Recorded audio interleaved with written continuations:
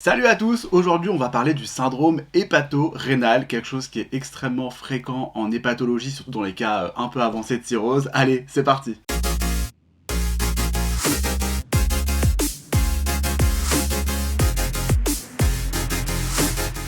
N'oublie pas l'abonnement et active la cloche. Le syndrome hépato-rénal est une insuffisance rénale fonctionnelle ne répondant pas au remplissage. On va essayer de traduire un petit peu tous ces termes et vous donner quelques notions de base pour que tout le monde puisse comprendre. Tout d'abord, comment fonctionne le rein? Pour faire très simple, le rein c'est comme un tamis que vous avez sur la plage où vous mettez du sable dessus et vous faites filtrer le sable pour récupérer les grosses particules en haut et le sable très fin en dessous. Grosso modo, vous avez votre tamis, vous mettez du sable par-dessus. Si vous faites rien, vous restez comme ça, le sable ne sera jamais filtré. Deux possibilités pour faire filtrer le sable, soit vous agitez votre tamis, là ça va faire un mouvement mécanique et donc du coup le sable va être filtré, soit vous appuyez sur le sable. D'accord? C'est les deux grosses méthodes pour que le tamis puisse faire son job. Et bah ces deux méthodes-là sont les deux façons dont le rein travaille. Premièrement, il y a le fait d'appuyer sur le sable pour le faire filtrer. Ça c'est la pression qu'il y a dans vos vaisseaux. Dans les vaisseaux il y a du sang, ce sang il est soumis à une certaine pression dans les vaisseaux. Si la pression est correcte, il y a assez de pression pour que le sang soit filtré au travers du rein, au travers du tamis. Si maintenant il n'y a plus aucune pression sur le sang, du coup on a beau regarder, il n'y a rien qui est filtré. Première chose. La deuxième chose, c'est le fait de pouvoir bouger. Et ça, ce mouvement-là que je suis en train de faire avec mon tamis, c'est grâce aux artères qui est à l'intérieur du rein, qui a ce petit mouvement-là qui se fait. Si la pression n'est plus suffisante dans les vaisseaux pour filtrer le sable de cette façon-là, le rein va pouvoir jouer, entre guillemets, avec ses artères, en faisant des vasoconstrictions, donc en resserrant ses vaisseaux et en les vasodilatant et en les faisant un peu grossir, va jouer de lui-même sur la pression qu'il y a en son sein et pour pouvoir filtrer. Donc deux façons de filtrer si on résume, la pression des vaisseaux en appuyant dessus et les vaisseaux du rein en faisant ce petit mouvement-là. Vous avez compris comment fonctionnait le rein de façon très vulgaire, mais grosso modo, c'est ce qu'il faut retenir. J'espère que Doc & Roll ne m'en veut pas trop. Une fois qu'on a compris les deux façons dont le rein fonctionne pour filtrer notre sang, on va passer au petit schéma que vous avez déjà vu dans la vidéo juste là. On va le reprendre ensemble pour expliquer un peu ce qui se passe au niveau du rein quand on est face à une décompensation acétique ou face à une cirrhose, pour expliquer pourquoi le rein a du mal à fonctionner et pourquoi on parle d'insuffisance rénale fonctionnelle qui ne répond pas au remplissage. C'est parti. Avant d'aller plus loin et de se pencher sur le syndrome hépato-rénal, il y a deux choses à faire, je vous apprends rien. Premièrement, devant une insuffisance rénale aiguë chez qui que ce soit chez un cirrhotique ou chez un non-cirrhotique, il faut faire une échographie rénale pour vérifier qu'il n'y ait pas d'obstacle sur les voies urinaires. C'est la première étape, parce que si vous avez une insuffisance rénale et qu'il y a un obstacle sur les voies urinaires, rien ne sert à chercher à aller plus loin dans le diagnostic, il faut d'abord lever l'obstacle des voies urinaires pour voir si l'insuffisance rénale se corrige, et dans ces cas-là, vous aurez gagné l'affaire.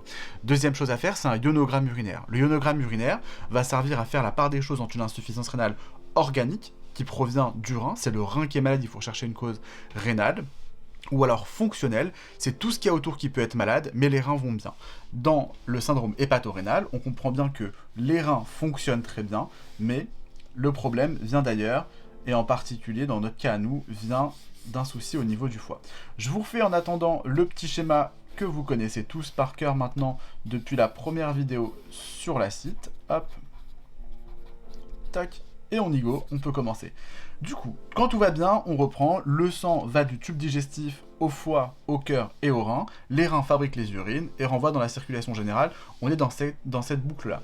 Quand le foie est malade, donc le foie est devenu cirrhotique, il est extrêmement dur, il y a une grosse résistance qui s'opère à son niveau, et donc le sang du tube digestif arrive au foie, n'arrive plus à passer, et comme on l'a vu dans la première vidéo, il y a formation de ce qu'on appelle l'acide.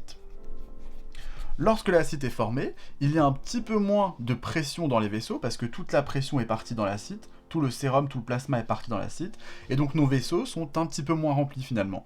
Donc on a une sorte d'hypovolémie. Hop, il y a un petit peu moins de volume dans les vaisseaux, un petit peu moins de volume qui arrive au cœur, et in fine, moins de volume qui arrive aux reins. Les reins, on se rappelle, ça fonctionne comme un tamis sur la plage. S'il y a moins de volume, il y a moins de pression sur le sable, et donc du coup, les reins n'arrivent plus à filtrer. On est face à une insuffisance rénale fonctionnelle. On a dit encore une fois, on répète, on est fonctionnel, parce que les reins ne sont pas malades, les reins vont bien, mais c'est tout ce qu'il y a autour qui ne fonctionne pas. Comment faire pour corriger le syndrome hépatorénal? Premièrement, il faut arrêter les médicaments néphrotoxiques. On arrête tous les médicaments qui veulent du mal entre guillemets aux reins, qui les font trop travailler et qui agissent dessus. C'est typiquement les antihypertenseurs, les IEC, les ARA2, les diurétiques. Et il faut lire un peu les notices de vos médicaments pour voir est-ce qu'ils sont potentiellement néphrotoxiques ou pas. Il faut les arrêter en premier lieu. Et ensuite perfuser un petit peu de sérum Phi. On y va très très doucement sur le sérum Phi, parce que comme vous le savez, le sérum Phi c'est de l'eau et du sel, donc ça va aller dans les vaisseaux, ça va arriver au niveau du foie, et ça va repartir dans l'acide, donc on n'aura pas gagné grand chose. Si vous apportez 12 litres de sérum Phi à votre patient, vous allez faire qu'augmenter l'acide. Donc pendant les premières 48 heures, on arrête les néphrotoxiques, on hydrate très prudemment avec un peu de sérum Phi, et on voit ce qui se passe. Si au bout de 48 heures, tout est rentré dans l'ordre, la fonction rénale est revenue à la norme, on a gagné la partie, on peut essayer de réintroduire progressivement les médicaments. Dans ce cas-là, on n'est pas face à un syndrome hépatorénal, on est face à ce qu'on appelle une AKI. Alors c'est peut-être hors programme de l'ECN, une AKI ça veut dire Acute Kidney Injury, c'est une souffrance rénale grosso modo, mais pas due à un syndrome hépatorénal. On avance maintenant, deuxième cas de figure, vous avez arrêté les médicaments néphrotoxiques, on hydrate le patient pendant 48 heures, et ça ne s'améliore pas. Qu'est-ce qu'on fait ensuite? La deuxième étape, donc on va les marquer là. Première étape, c'est arrêt des néphrotox, ça on l'a vu. Si ça marche pas, on passe à la deuxième étape. La deuxième étape, c'est la perfusion d'albumine. Hop. La deuxième étape, c'est donc la perfusion d'albumine, comme je vous le disais. Désolé, il y a eu des petits problèmes de batterie. Donc la perfusion d'albumine, comment ça se passe? L'albumine, vous le savez depuis la première vidéo, c'est une protéine qui est très lourde, qui est dans le sang, mais qui va rester dans le sang, qui n'a pas la capacité de passer au travers des vaisseaux. Donc en apportant de l'albumine, on va augmenter le taux de protide dans les vaisseaux, et donc comme vous le savez, tout ce qui est lourd attire l'eau. Donc en mettant de l'albumine dans nos vaisseaux, hop, on va essayer de recapter l'acide à l'intérieur des vaisseaux, et donc refaire gonfler nos vaisseaux par le plasma qu'on récupère. On refait gonfler nos vaisseaux, et donc on réaugmente la pression sur le rein pour lui permettre de faire son travail de filtreur. Et donc c'est ce qu'on essaye de faire. La posologie d'albumine, elle n'est pas à connaître pour les ECN. Grosso modo, c'est 1 g par kilo pendant 48 heures. Maximum, on va jusqu'à 100 g. Donc un patient qui fait 120 kg, on perfuse uniquement 100 g par 24 heures d'albumine pour essayer de regonfler ces vaisseaux et faire en sorte qu'on recapte un peu l'acide et on essaie de relancer le phénomène de pression sur le tamis. Troisième étape, si là ça ne marche pas, on parle de syndrome hépatorénal quand on a besoin de mettre des médicaments qui sont vasoactifs, typiquement la terlipressine. Hop, j'écris pas très vite. La terlipressine, c'est un médicament qui va permettre de vasoconstricter les vaisseaux. Donc en vasoconstrictant les vaisseaux, surtout le tronc splénomésaraïque, on va resserrer les vaisseaux et on va faire augmenter la pression à l'intérieur des vaisseaux. Et en faisant augmenter la pression à l'intérieur des vaisseaux, encore une fois, même principe, on essaie d'appuyer un peu plus sur le tamis pour que les reins se remettent à fonctionner. Voilà, et si ça ne marche toujours pas, si la terlipressine ne marche pas, on discute d'autres alternatives, la pose d'un TIPS, pour essayer de shunter le foie et de, encore une fois, permettre au sang de pas partir dans l'acide mais de rester dans les vaisseaux en shuntant le foie. Ou alors, si le TIPS ne marche pas, on parle de transplantation hépatique. C'est vraiment l'étape ultime du syndrome hépatorénal. Il faut se poser la question du TIPS et de la transplantation hépatique dès qu'on franchit la case terlipressine. Voilà, j'espère que ce petit schéma vous a permis de bien comprendre. Ce qu'il faut retenir, première étape, échographie rénale et ionogramme urinaire. On est face à une insuffisance rénale organique, c'est que c'est le rein qui va pas bien, il faut pas se poser plus de questions, il faut appeler les néphrologues. #duck'n'roll.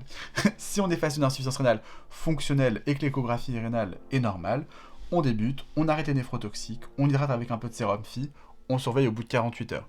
Pas d'amélioration, on perfuse de l'albumine, 1 g/kg par 24 heures, pendant 48 heures. Pas d'amélioration, terlipressine pour essayer de vasoconstricter les vaisseaux et faire plus pression sur le rein, comme l'histoire du tamis. Et si ça marche toujours pas, on passe au TIPS ou à la transplantation hépatique. J'espère que ces petites vidéos à physiologie vous plaisent. Si vous avez d'autres idées, d'autres envies, n'hésitez pas à le mettre dans les commentaires. Ciao. Ah oui, j'oubliais, rendez-vous sur Instagram pour le petit rappel de cours très rapide, sans toute la physiologie, qui peut être utile pour les étudiants.